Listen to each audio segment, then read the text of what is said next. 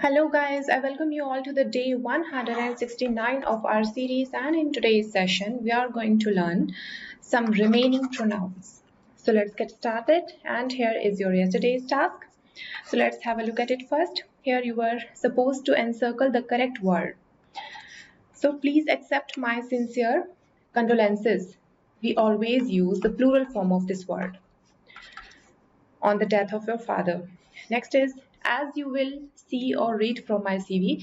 Well, as you will see from my CV, I have extensive experience in marketing. Extensive means a wide range of. A wide range of. Please put this vocabulary down in your notebook. Extensive means a wide range of, a lot of. Next is I'm delighted or I'm delighted to inform you that.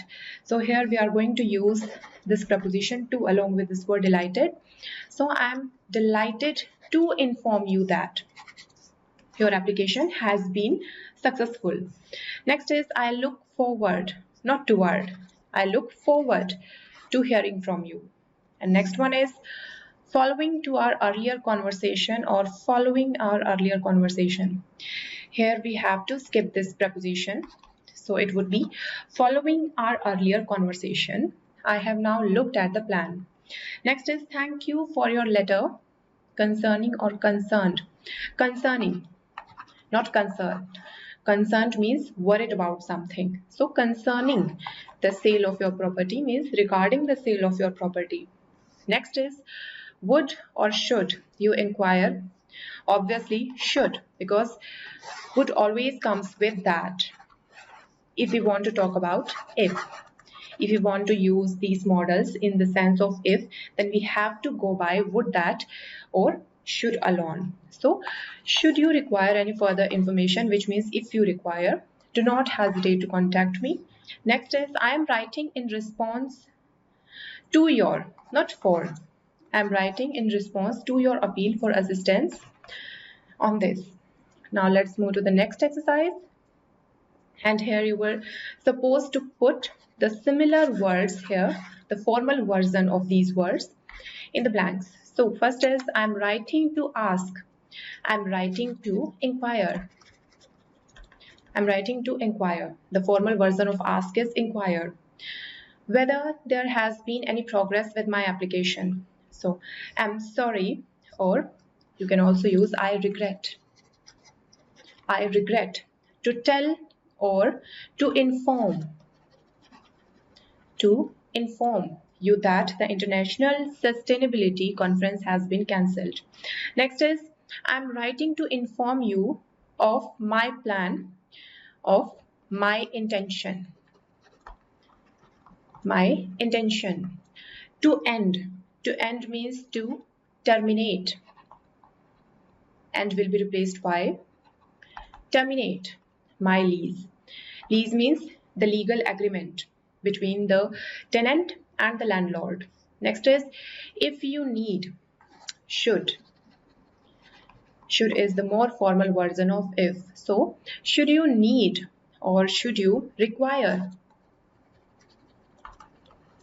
any more information further? Any further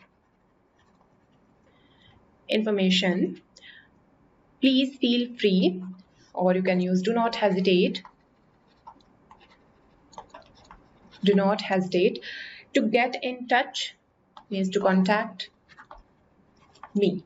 Next is after dash, after, following. I'm clearing up the screen first. So it would be following. Following our chat, or you can also use like further to. Further to our chat, and the formal word for chat is conversation. Conversation yesterday. It would be good. So it would be grateful. GRATEFUL. It would be grateful if you could send me the details about or details concerning the proposed changes. Now let's move to the next exercise. and here you were supposed to write the missing word at the end of the sentence. So first is I'm writing into your article. So I'm writing in response. I'm writing in response. Next is we look forward hearing. We look forward to hearing. To is mandatory here. Because of to, we are using ing form of here. So we look forward to hearing from you. Next is I'm writing reply to. I'm writing in reply. I'm writing in reply to your letter of 17th October. And next is thank you for your letter, the pre-servicing training course. Thank you for your letter concerning, or you can also use regarding here, regarding the pre-service training course of CTQ. Next is please enclosed a please find enclosed a copy of my birth certificate. Next is I'm writing in reply to your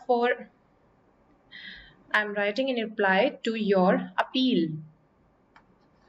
We have discussed this word in one of the previous sessions. So appeal for donations following the tsunami disaster, and here T is silent in tsunami. Next is please accept my sincere dash on the death of your grandfather. Sincere condolences, and do not write apology here. Do not say that please accept my sincere apologies on the death of your grandfather. It means that you somehow have killed that grandfather of hers or his. Next is I would like to your attention. I would like to draw your attention. I would like to gather your attention to the final clause of the lease. And next is as you see from my CV, I have extensive experience in sales and marketing. This statement is already correct, or you can also add as you will see. Next is with to your letter, with reference to your letter. With reference to your letter. Now let's move to our last exercise. And here you were supposed to write the formal phrases of given themes. First is start a letter explaining that you saw an advertisement for a receptionist in yesterday's paper. Here is the first thing. This word can be pronounced in two ways. Either you can say it advertisement in American style, or you can pronounce it advertisement like Britisher style. So the answer would be that I'm writing in response to your advertisement, and after that you can copy it from here, to your advertisement for receptionist in yesterday's paper. Next is point out that you have included a photocopy of your driving license in the envelope. You can start it by writing please find enclosed a photocopy, and after that you can copy from here a photocopy of my driving license, obviously of my driving license, in the envelope.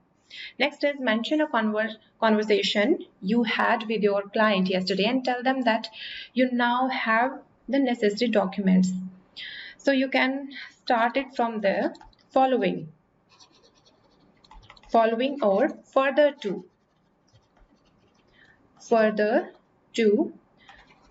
our recent conversation, yesterday,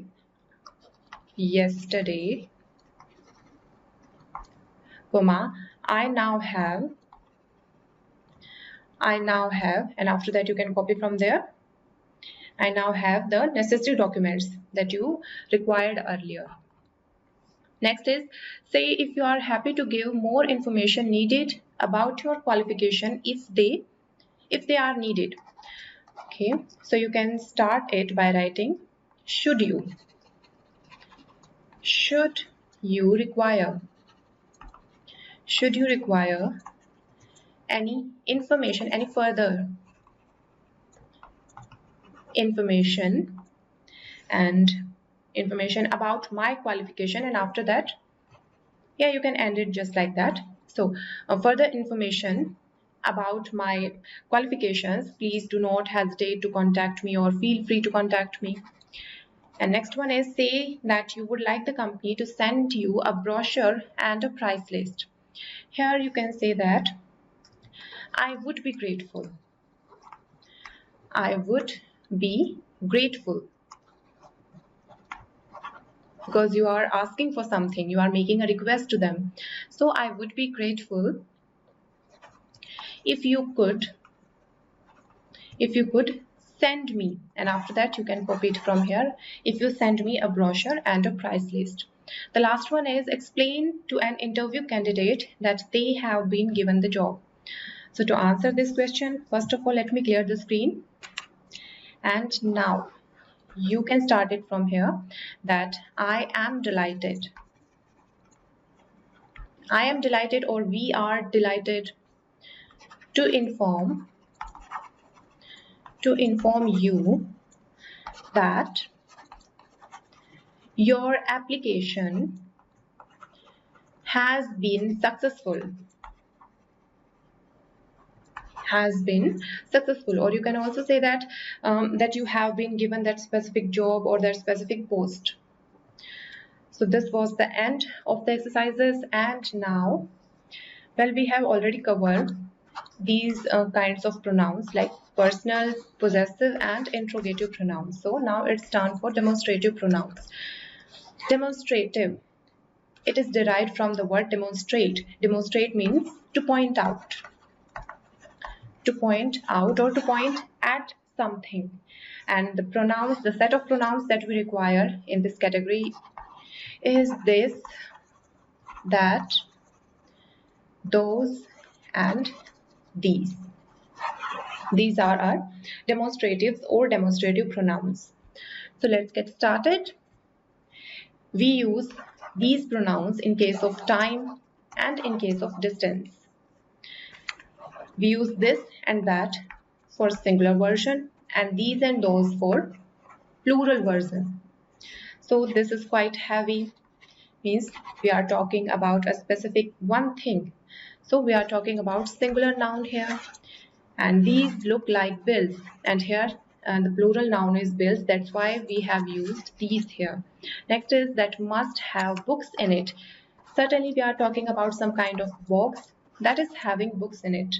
Next is those are just bills. Again, bills are plural, that's why we have used those here to mention them. So this is the very basic information about demonstrative pronouns. But as we have studied earlier, in case of possessives, there are two categories. First is of possessive pronouns, and the next is of possessive adjectives. Similarly, there are two categories in case of demonstratives also. First one is demonstrative adjectives, and the other ones are demonstrative pronouns. In case of adjectives, well, it is a requirement that we must follow, that particular adjective must be followed by a noun only. So this chair, here chair is our noun and this is our demonstrative adjective. This chair is broken. But if we are saying it like this is my chair, or this is the broken chair, in that case, this is not followed by any specific noun. It is independent in itself. That's why it is our demonstrative pronoun. In next case, that car is cheap. So car is noun and that is acting as demonstrative adjective here. But in the next example, that is Richard's house. Here that is independently used in the statement. That's why it is a pronoun. So basically the theme is that we always require specific noun after any case of adjective. But we do not require any noun adjacent to pronoun. That would be completely incorrect. Well, pronoun and noun are used separately, but adjective is always used along with a noun. That's the main thing. that I wanted to convey. And here comes the usages of these words. So from here on, I will be using demonstratives, this word, not demonstrative pronoun or demonstrative adjectives, just demonstratives. Well, this and these are used to talk about people or things. दोनों के लिए हम use कर सकते हैं people और things which are close to speaker. Speaker जो है अगर उसके पास में चीजें रखी हुई हैं तो वहां पे हम दिस और दीज को यूज करते हैं क्लोजनेस को शो करने के लिए. जैसे यहाँ देखिए, this is very nice, can I have some more, कि दिस इज, अब हो सकता है आप कोई मील ले रहे हो, कोई खाना खा रहे हो, आप वहां पे आपको कुछ अच्छा लगा कोई आइटम, तो वहां पे आप कह रहे हो this is very nice, this is very delicious, can I have some more, कि क्या मैं और ले सकती हूँ. नेक्स्ट है get this cat off my shoulder, जहां पे हम ओ डबल एफ को यूज करते हैं. That means we are talking about separation, physical separation, कि इसको दूर करो मेरे शोल्डर से. दिस कैट यानी कि ऑब्वियसली वो कैट पास में होगी उसके. लेकिन अब यहाँ देखिए, एक बार हम इनको पैरेलली करते हैं साइड बाय साइड. तो नेक्स्ट को देखिए आप एक बार. We use that and those to talk about people and things that are more distant, that are at a more far place from the speaker, यानी कि जो स्पीकर से काफी far distance पे है, उनके लिए हम that और those को यूज करते हैं. या फिर ये भी हो सकता है कि अभी present में जो चीजें हो रही हैं उनको डिनोट किया जाता है दिस, और प्लूरल है तो दीज से. लेकिन अगर प्रेजेंट नहीं है, यानी कि अगर पास्ट में कुछ हो चुका है, तो उसको हम डिनोट करते हैं दैट और दोज से. टाइम के केस में भी हम इसको कर सकते हैं और डिस्टेंस के केस में भी हम इसको कर सकते हैं. तो यहाँ देखिए, अभी हमने एग्जाम्पल लिया था get this cat off my shoulder, यानी कि वो जो कैट है वो उसके पास में थी. अब यहाँ देखिए, get that cat off the piano. अब पियानो कहीं दूर होगा तो इस वजह से यहाँ पे दैट को यूज किया गया है. नेक्स्ट है डू यू लाइक. अब यहाँ पे मैं बात कर रही हूँ आपसे, मैं आपसे पूछ रही हूँ that do you like these earrings, क्या जो इयररिंग्स है मेरे, ये तुम्हें अच्छे लगे. अब मेरे लिए तो मेरे पास में ही है, तो मैं तो यही यूज करूंगी, these earrings, Bob gave them to me. Next में देखिए, अब सामने से रिप्लाई आ रहा है. अब मैंने पूछा नहीं है कुछ भी, इनफैक्ट सामने से वैसे ही पूछा जा रहा है मेरे से, आई लाइक दोज इयररिंग्स, यानी कि जो तुमने पहने हैं. अब अगर आप पूछ रहे हो तो आपके क्लोज नहीं है वो, तो उस केस में आप दोज को यूज कर रहे हो. I like those earrings, where did you get them, तुमने कहां से लिए वो. नेक्स्ट है I don't know what I am doing in this country. In this country यानी कि एट प्रेजेंट उस कंट्री में हूं, तभी मैं ये कह रही हूं इन दिस कंट्री. लेकिन अगर यही पास्ट की बात हो जाती तो वहां पे मैं दैट को यूज करती. जैसे आप यहाँ देखिए, all that time I was in that country, यानी कि उस कंट्री में जब मैं थी पूरे टाइम, आई वॉज यहाँ पे यूज किया गया. That means we are talking about past here. So all the time I was in that country, I hated it. Now let's move to the next usage. We usually use these pronouns, or I would say these determiners, in case of comparison. For example, this object costs more than that object. Here we are doing comparison. Next is लोगों के लिए भी हम इसको use करते हैं to identify people. अब जैसे who's that, कोई पर्सन है, नया है, आप नहीं जानते उसको, तो उसके लिए आप ये कह सकते हो लाइक who's that, कि वो कौन है.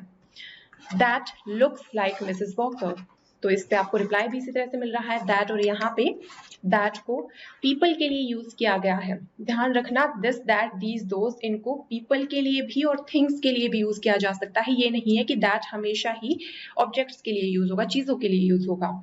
नेक्स्ट है, अब जैसे हम किसी को इंट्रोड्यूस कर रहे हैं, वहां पे भी हम इसको यूज कर सकते हैं. For example, this is M Thomas and these are her two sons, ये उसके दो बेटे हैं.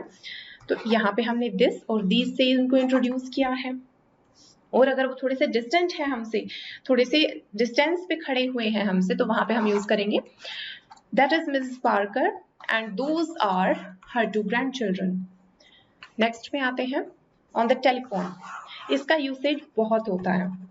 हम खुद के लिए दिस को यूज करते हैं. जैसे हम बोलते हैं ना, hello this is Nisha here, यानी कि दिस हमने खुद के लिए यहाँ पे यूज किया है, और दैट हम सामने वाले के लिए यूज करते हैं. इज दैट ट्रूथ, या फिर who's that on the other side, ये हम बोल सकते हैं. लेकिन खैर हुज दिस ये भी बोला जा सकता है क्योंकि अमेरिकन यहाँ पे दिस दैट को सेपरेट नहीं रखते। अब जैसे दिस खुद के लिए यूज किया वो सामने वाले के लिए भी दिस यूज कर सकते हैं, दोनों केसेस करेक्ट होंगे। नेक्स्ट में आते direct, that can show that something has come to an end, यानी कोई चीज काफी टाइम से चल रही थी, अभी वो खत्म होने वाली है, अब आप यहाँ पे दैट को यूज कर सकते हो अब इस टाइम पीरियड में। And that's how it happened. If you have seen that series of How I Met Your Mother, so you might have heard Ted saying that, and that's kids how I met your Uncle Barney, and that's how I met your mother, and that's how I met your Aunt Robin. So इस तरह से हम ये बताते हैं कि ये सारी चीजें अभी एंड हुई हैं और इस तरह से मैं इन सबसे मिला या इस तरह से ये घटना हुई। नेक्स्ट है anything else, no that's all, ये हम यूजुअली एंड में बोलते हैं नो दैट्स ऑल, यानी कि बस इतना ही, ये भी एंड में हम बोल रहे हैं। नेक्स्ट है right that will B pound 7.5 all together. अब यहाँ पे आपने जो भी चीज आपको चाहिए थी आपने ले ली, या फिर आपने कोई खाना खाना था खा चुके हो आप और अब आप पेमेंट कर रहे हो, सो दैट विल बी, आपको ये सुनने को मिलेगा that will be this much. Next है okay that's it I am leaving, it was nice knowing you, it was nice talking to you.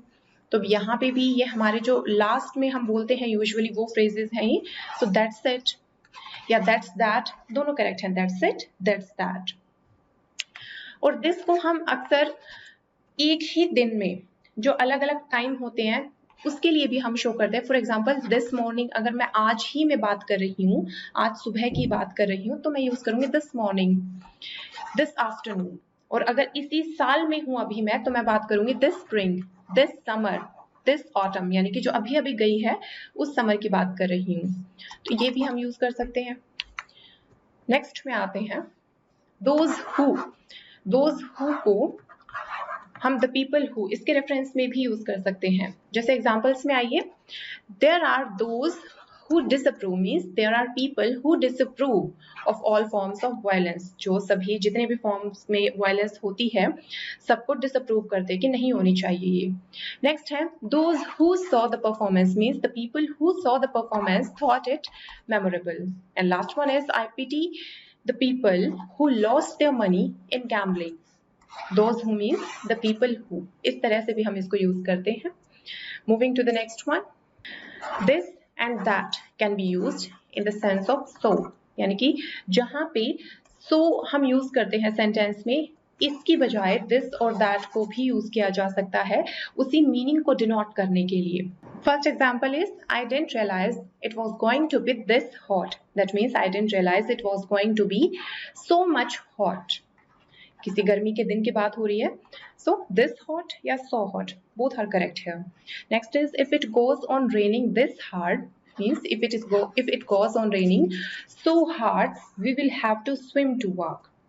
And next one is if your boyfriend is that clever, यानी if your boyfriend is so clever why isn't he rich. तो यहाँ पे हमने सभी cases में so किस tense में इनको यूज किया है, this और that को।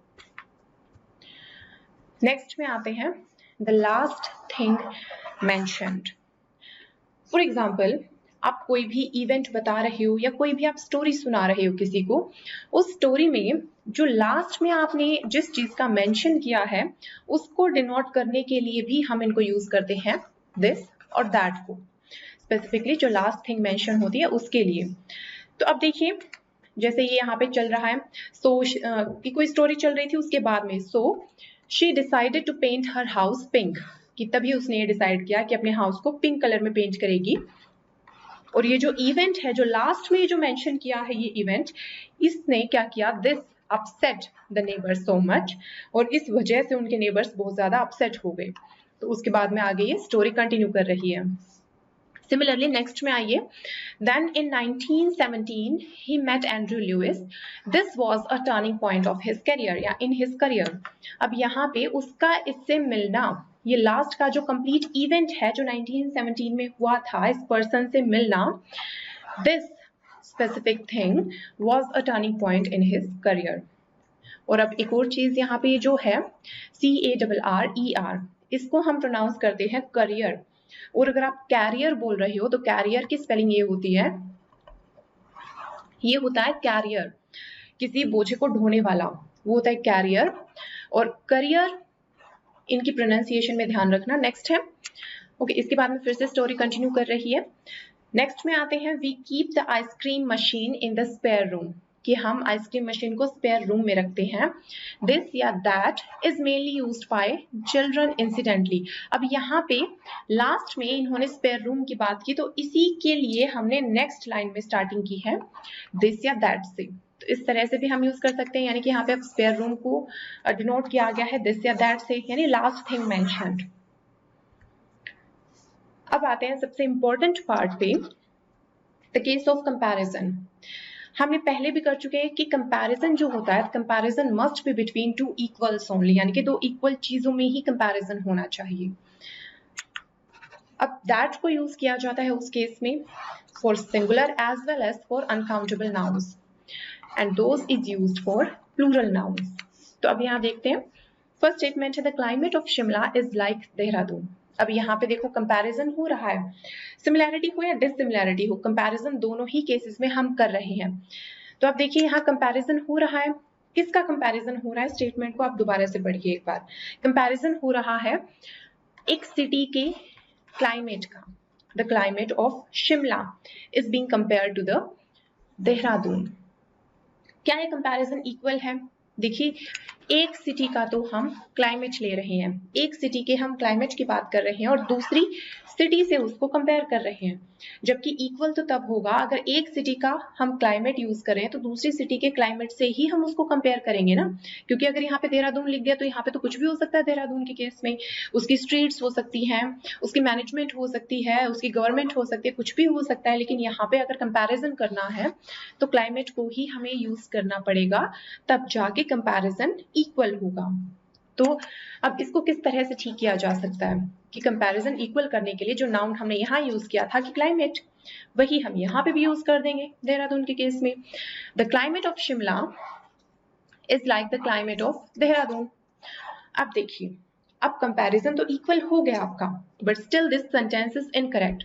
And why so? Because we are repeating the noun here, the climate. The climate noun को रिपीट किया गया है, जबकि हमें रिपीटेशन भी अवॉइड करनी होती है। And to avoid the repetition of noun we use pronoun, and here we are going to use pronoun that, because we are talking about climate, and climate is an uncountable noun. You cannot count climates on your fingers, that's why we are using that.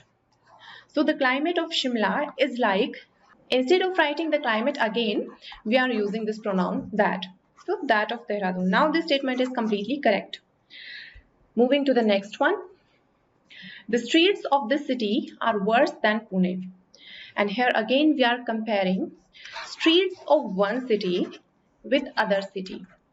अब comparison तभी equal होगा जब दूसरी city के भी यानी पुणे के भी हम स्ट्रीट्स की ही बात करेंगे, तो इसको इक्वल बना लेते हैं। The streets of this city are worse than the streets of Pune. अब हमने कंपैरिजन तो इक्वल कर लिया, दोनों की हम स्ट्रीट्स की बात कर रहे हैं, लेकिन अब फिर से वही प्रॉब्लम आ गई रिडंडेंसी की, रिपीटेशन की। अब यहाँ पे उसका अवॉइड करने के लिए इस बार आप दैट को नहीं यूज करोगे, क्योंकि इस बार बात हो रही है स्ट्रीट्स की। द स्ट्रीट्स जो है ये प्लूरल नाउन है, क्लाइमेट था अनकाउंटेबल था, इस वजह से हमने दैट को यूज किया था। स्ट्रीट्स है काउंटेबल प्लूरल है, इस वजह से हम दोज को यूज करेंगे। अब जाके करेक्ट होगा ये, the streets of the city are worse than those of Pune. अब जाके स्टेटमेंट ग्रामेटिकली करेक्ट हुई है। ये दो स्टेटमेंट्स हैं, ये आपके लिए हैं, जल्दी से आप इनको करेक्ट करिए एक बार, स्क्रीन को पॉज करके अभी। सो आई एम श्योर आपने कर लिया होगा। तो चलिए देखते हैं आंसर्स को। Our soldiers were better drilled than enemies. अब यहाँ पे हमारे सोल्जर की ड्रिलिंग की हम बात कर रहे थे, डायरेक्ट हमारे एनिमीज से, उनसे कंपेयर कर रहे थे। तो कंपैरिजन तब इक्वल होगा अगर ये हो, our soldiers were better drilled than those of, तो सोल्जर्स यहाँ पे प्लूरल नाउन है तो हम यूज करें than those of enemies. Next है the rivers of America are larger than Europe. अब इस सेंटेंस का मीनिंग ये जा रहा है कि अमेरिका की जो रिवर है वो पूरे यूरोप से बड़ी है, जबकि ऐसा कंपैरिजन होना चाहिए ना कि यूरोप में जितनी रिवर्स है उनसे अमेरिका की रिवर्स बड़ी है। तो इसी वजह से हो जाएगा द रिवर्स, क्योंकि प्लूरल है हम तो उसको यूज करेंगे। The rivers of America are larger than those of Europe. अब जाके कंपैरिजन इक्वल हुआ है। तो ये यूसेजेस थे सारे हमारे डेमोन्स्ट्रेटिव्स के। Now comes the part of reciprocal pronouns. Reciprocal pronouns, there are only two reciprocal pronouns. First one is each other, next one is one another. Each other.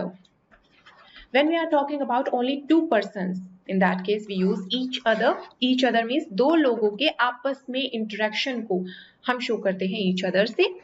One another. If we are talking about more than two people, 3, 4 और जितने भी हों इसके बाद में, वहां पे हम यूज करेंगे वन अनदर. मीन्स अगर हम ग्रुप में हैं और ग्रुप में रैंडमली अगर हम बात कर रहे हैं, या फिर अब जैसे मैं कहीं पे स्पीच दे रही हूँ, मैं सभी को एड्रेस कर रही हूँ, तो वहां पे और आपके भी क्रॉस क्वेश्चंस हो रही हैं, तो वहां पे हम वन अनदर को यूज कर सकते हैं कि रैंडमली हम बात कर रहे हैं. लेकिन अगर ऐसे हो कि दो लोगों की ही बात हो, तो वहां पे ईच अदर को यूज किया जाएगा. तो इनका यूसेज देख लेते हैं. बहुत छोटा सा प्रोनाउन है ये. जॉन एंड मैरी, दो पर्सन है, लव ईच अदर हमने यूज किया. Next Peter and David hate each other, दो लोग हैं. द 10 प्रिजनर्स, 10 लोग हैं वहां पे. Were all blaming one another, यानी वो सभी एक दूसरे को ब्लेम करने में लगे हुए हैं. नेक्स्ट है both teams played hard against each other. अब इस बात पे मत जाना कि टीम में तो इतने सारे प्लेयर होते हैं, फिर हमने ईच अदर को यूज किया. कलेक्टिवली तो हम टीम की ही बात कर रहे हैं ना, और कलेक्टिवली दो ही टीम थी वहां पे, तो दोनों टीम्स आपस में एक दूसरे के अगेंस्ट ही खेलेंगी. So each other. नेक्स्ट है we gave each other gifts. अब यहाँ पे मेंशन नहीं है कि वी में कौन कौन है. अब वी में इस सेंटेंस को हम पढ़ रहे हैं, तो वी से हम ये अंदाजा लगा सकते हैं कि दो लोगों की बात हुई होगी, तभी हमने यूज किया है we gave each other gifts. और अगर ये होता we gave one another gifts या we gave gifts to one another, वो भी करेक्ट होता. अब यहाँ से हम अंदाजा लगा लेते कि यहाँ पे वी में बहुत सारे लोग होंगे, क्योंकि स्पेसिफिकली मेंशन नहीं है. Both are correct in this case. Next है why don't you believe each other. अब देखिए, अगर आप किसी एक पेयर को, किसी कपल को अगर आप समझा रहे हो, यानी कि आप दो लोगों को समझा रहे हो, तो वहां पे अगर आप कहते हो that why don't you both believe in each other, और why don't you believe each other, यानी कि आप दो की बात कर रहे हो वहां पे. और अगर यहीं पे आप किसी ग्रुप को एड्रेस, अगर आप यहाँ पे किसी ग्रुप को एड्रेस कर रहे होते, वहां पे आप कह सकते थे that why don't you believe one another. Next है they can't see each other. This means there are only two people here, कि दो लोगों की बात है और वो एक दूसरे से नहीं मिल सकते. Can't see means can't meet with each other. Next is the gangsters were fighting one another. Gangsters बहुत सारे हैं, वो आपस में ही एक दूसरे से फाइट कर रहे हैं. One another. नेक्स्ट है the boats were bumping against each other in the storm. अब यहाँ पे क्योंकि काउंटिंग मेंशन नहीं है, हमें नहीं पता था, लेकिन जैसे ही हम सेंटेंस में यहाँ तक पहुंचे, हमें पता चल गया ईच अदर है, यानी कि दो बोट्स की बात हो रही होगी और वो दोनों आपस में ही टकरा रही है स्टॉर्म के टाइम पे, तूफान के टाइम पे. तो ये था, इतना सा यूसेज था हमारा रेसिप्रोकल प्रोनाउन का. नेक्स्ट पार्ट में आते हैं. फॉर्मल लेटर की ही बात है, लेकिन इस बार स्टेटमेंट्स नहीं है, फ्रेजेस नहीं है पूरी की पूरी. इस बार हम अलग से वर्ड्स को देखेंगे यहाँ पे. तो फर्स्ट है स्टेट समथिंग. स्टेट के बहुत सारे मीनिंग्स होते हैं. स्टेट का अगर इनको हम नाउन की तरह यूज करें, तो स्टेट का मीनिंग हो जाता है नेशन. नेशन के लिए भी हम यूज करते हैं, कंट्री के लिए भी यूज करते हैं, राज्य के लिए भी हम स्टेट को यूज करते हैं. सॉलिड, लिक्विड, गैस, ये जो मैटर है, इनके लिए भी हम स्टेट को यूज करते हैं, स्टेट्स ऑफ मैटर. तो इनके बहुत सारे यूसेज हैं एज अ नाउन. लेकिन स्टेट को जब हम वर्ब की तरह यूज करते हैं, तो उसका मीनिंग हो जाता है टू से समथिंग, किसी को कहना सख्त शब्दों में. स्टेट समथिंग यानी कि फर्मली या फिर क्लियरली उसको किसी चीज को कहना, सामने रखना किसी चीज के, तो स्टेट समथिंग. नेक्स्ट है स्ट्रेट फॉरवर्ड. स्ट्रेट फॉरवर्ड ये आपने बहुत बार सुना होगा किसी पर्सन के रेफरेंस में, और ये सिर्फ पर्सन के ही केस में नहीं है, किसी राइटिंग के केस में भी हम यूज कर सकते हैं कि स्ट्रेट फॉरवर्ड लैंग्वेज को यूज किया गया है वहां पे, यानी कि अनकॉम्प्लिकेटेड, एक ऐसी लैंग्वेज को यूज किया गया है जो बिल्कुल भी कॉम्प्लिकेटेड नहीं है, जो काफी इजी है समझने में, बिल्कुल सीधी सीधी बातें वहां पे लिखी गई हैं. और इसका सिनोनिम हो जाएगा कॉन्वोल्यूटेड. नेक्स्ट है बॉडी. अब कोई भी हम लेटर राइटिंग कर रहे हैं, या फिर लेटर को छोड़िए, किसी भी केस में कोई बुक हम पढ़ रहे हैं, कोई आर्टिकल हम पढ़ रहे हैं, कोई भी टेक्स्ट हम पढ़ रहे हैं, उसका जो मेन पार्ट होता है उस पार्ट को हम बोलते हैं बॉडी पार्ट। ये मैंने शायद प्रीवियस सेशन में भी आपको बताया था। नेक्स्ट है सब्जेक्ट मैटर। सब्जेक्ट मैटर यानी कि जो आइडिया या जो इंफॉर्मेशन हमें दी गई है उस बुक के बारे में, या फिर आप ये कह सकते हो कि थीम, किसी भी स्टोरी की, किसी भी लेटर की कोई थीम क्या है, थीम के लिए हम यूज करते हैं सब्जेक्ट मैटर की। उसमें किस तरह से आइडियाज को रिप्रेजेंट किया गया है, किस तरह से इंफॉर्मेशन को पहुंचाया गया है। नेक्स्ट है स्पेल समथिंग आउट, यानी कि explain the details of something. किसी चीज की डिटेल्स जो है उनको सिंपल मेथड में सामने रखना, एक क्लियर मैनर में सामने रखना, वहां पे हम इसको यूज करते हैं स्पेल समथिंग आउट। नेक्स्ट है टोन। अब टोन आवाज नहीं है, ये टोन लेटर के केस में या किसी भी राइटिंग के केस में टोन का मीनिंग होता है एटीट्यूड, कि राइटर लिख रहा है वो क्या शो करना चाह रहा है, किस टाइप की फीलिंग्स को वो शो करना चाह रहा है, वो किस तरह से, वो क्या चाहता है कि जो पढ़ने वाले, जो उसके रीडर्स हैं, वो क्या फील करें, वो चीज हमें पता चलती है टोन से। जैसे अगर टोन हो गई कोई सरकास्टिक, तो वो ये एक्सपेक्ट करेगा कि जो भी उसकी राइटिंग में जो ह्यूमर लिखा हुआ है उसको अंडरस्टैंड करें उसके जो ऑडियंस है, जो व्यूअर्स हैं। नेक्स्ट है कंसाइज। कंसाइज यानी कि किसी भी चीज में अननेसेसरी वर्ड्स को ना डालना, सिर्फ टू द पॉइंट बात करना, तो वहां पे हम यूज करते हैं कंसाइज। कंसाइज स्पीकिंग भी हो सकती है, कंसाइज राइटिंग भी हो सकती है, यानी कि जो अननेसेसरी वर्ड्स हैं उनको एलिमिनेट कर देना, उनको यूज नहीं करना। नेक्स्ट है टू द पॉइंट। ये सारे ही लगभग सिनोनिमस हैं एक दूसरे के। टू द पॉइंट भी वही है कि रेलेवेंट जो इंफॉर्मेशन है सिर्फ उसी को आगे पास आउट करना, एक्स्ट्रा इंफॉर्मेशन नहीं देना। इसका एग्जैक्ट सिनोनिम हो जाएगा पर्टिनेंट। नेक्स्ट है superfluous, means unnecessary, more than what is required और needed. Next is blunt. Blunt यानी कि जो भी आपके माइंड में है सामने तुरंत बोल देना, बिना ये सोचे कि सामने वाले को बुरा लगेगा या नहीं। यानी कि आपके माइंड में जो था आपने वो सामने कह दिया, और हो सकता है वो किसी को ऑफेंड कर जाए, वो बात किसी को बुरी लग जाए, लोगों को अपसेट कर दे, लेकिन आपने ऐसा नहीं सोचा, आपने सीधे मुंह बोल दिया, तो वो कहा जाता है blunt. Next is abrupt. Abrupt means काफी अनफ्रेंडली मेथड होना, काफी रूड मेथड होना, वहां पे हम एब्रप्ट को यूज कर सकते हैं। यानी ये स्पीकिंग के टाइम भी, एक्टिंग के टाइम पे भी ये दोनों यूज किए जा सकते हैं कि एब्रप्ट। ये राइटिंग के टाइम में भी हम इसको यूज करते हैं, that specific passage was abruptly ended, यानी कि इस तरह से खत्म कर दिया गया कि हम तो सोच भी नहीं रहे थे वो अभी खत्म हो जाएगा, हमें लग रहा था कोई एडिशनल इन्फॉर्मेशन हमें प्रोवाइड करवाई जाएगी, लेकिन एब्रप्टली यानी कि बिल्कुल रूडली उसको एंड कर दिया उस पैसेज को। और इसके सिनोनिम में आप ये यूज कर सकते हो ब्रसर्क एंड कर्ट, CURT, और रूड। नेक्स्ट है प्लेन। प्लेन का खैर आपको मीनिंग पता है, अननेसेसरी, डिटेल ना दी गई हो, क्लैरिटी हो, उसके लिए हम यूज करते हैं प्लेन पैसेज, प्लेन पैराग्राफ, या फिर plainly written book, plainly written novel, ये हम बोल सकते हैं। नेक्स्ट है सैंपल। सैंपल का मीनिंग भी आपको पता है, एक छोटी सी डेमोन्स्ट्रेशन होती है। अभी आते हैं हमारे पैसेज पे। when writing a formal letter, यानी कि फॉर्मल लेटर लिखते टाइम, फर्स्टली सबसे पहली बात जो माइंड में रखनी होती है वो ये, that state your purpose in the opening paragraph। जो ओपनिंग पैराग्राफ होता है, स्टार्टिंग का जो फर्स्ट पैराग्राफ होता है, उसी में अपना पर्पस बता दो सामने वाले को। State means tell straightforwardly, in a straightforward manner, यानी कि सीधे सीधे बता दो अपना फर्स्ट पैसेज में ही, ओपनिंग पैराग्राफ में ही आपका पर्पस क्या है। नेक्स्ट है the body of the letter should contain one or more paragraphs. और उसके बाद में जो बॉडी का पार्ट आता है लेटर में, या कुछ भी आप लिख रहे हो, उसमें जो मेन पार्ट रहता है, जो बॉडी पार्ट में, उसमें हो सकता है आप एक ही पैसेज में कवर कर लो उस पूरे थीम को, या हो सकता है 2 पैसेज आप ले लो वहां पे, तो वो डिपेंड करता है कि आपका सब्जेक्ट मैटर कैसा है। each dealing with a separate aspect of the subject matter.